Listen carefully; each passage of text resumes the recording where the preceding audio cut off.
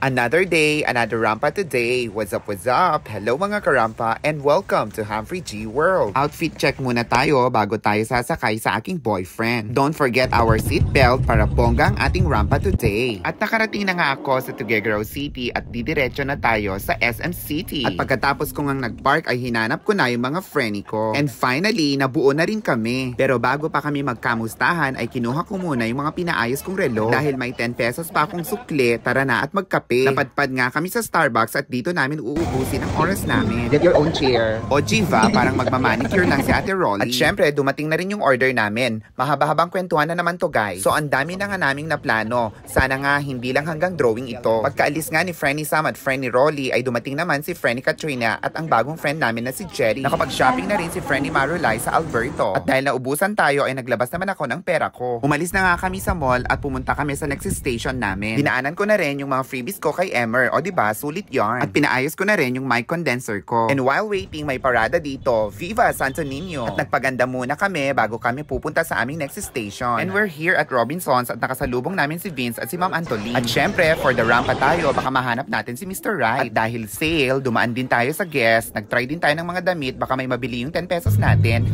Pagod na tayo, kaya umuwi na tayo guys. At syempre, may pa-fruit salad ang CCR Caniko. Hanggang sa muli, thank you for watching and see you in my next vlogs. Bye!